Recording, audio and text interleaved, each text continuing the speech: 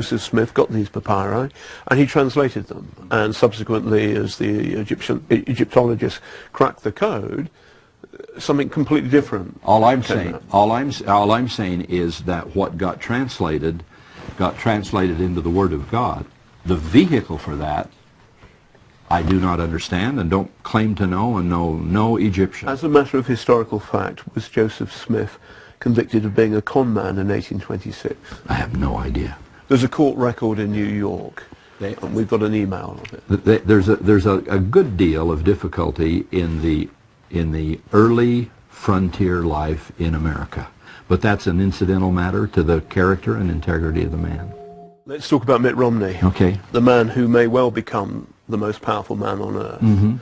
As a Mormon in the temple, I've been told, he would have sworn an oath to say that he would not pass on what happens in the temple, lest he slit his throat.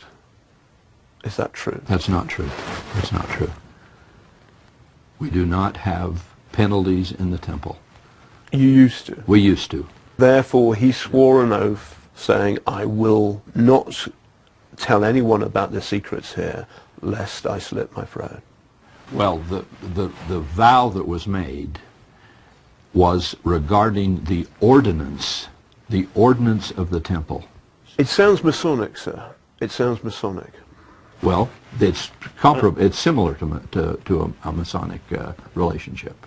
Potentially the most powerful man in the world has sworn an oath, which he meant at the time, whatever it is now, that he must not tell anyone about what he's seen, lest he slit his throat. That he would not tell anyone about his personal pledge to the Lord. I'm assuming that any religious candidate, an evangelical, a Roman Catholic, Rick Santorum, Newt Gingrich, President Obama, I'm assuming that anybody who has a relationship to God has made a pledge of some kind to God.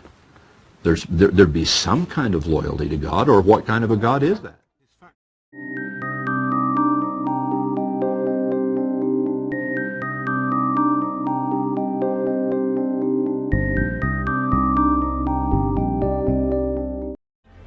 What is the Strengthening Church Members Committee?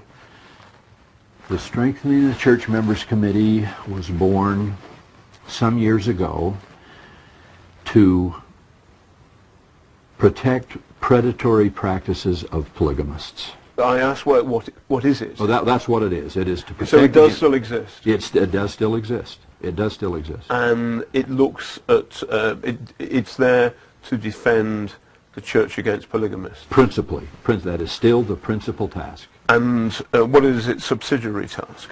I suppose just to be protective generally, just to watch and care for any insidious influence. But for all intents and purposes, all that I know about it is primarily to guard against polygamy. That would be the substantial, essential part of their work.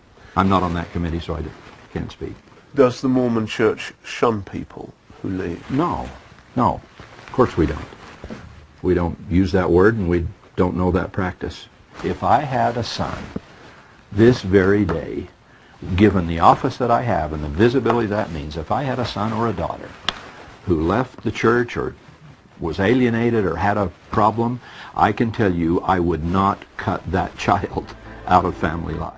A number of people have left the church, more than 30, and there is a massive gap between what they've told me and what you're telling me. Well, when we all get together, that'd help. If you'll give me that list, and if you want to sit with us, let's go get them together and let's talk. What they said to me, that they believe the Mormon Church is a cult. They believe it's a cult like the Church of Scientology, but actually it's smarter and more powerful. Well, I guess if that's what they believe, it's probably a good thing they chose to leave it. Because we're not a cult. I'm not an idiot. You know, I've read a couple of books and I've been to a pretty good school. And I have chosen to be in this church because of the faith that I feel and the inspiration that comes. No, I'm not calling you a cult. I'm just saying that I've met people who used to be in the church. I've met people. And if people want to call us a cult, they can call us a cult and you can call us a cult. but we are 14 million and growing, and I'd like to think that your respect for me would be enough to know that this man doesn't seem like a dodo.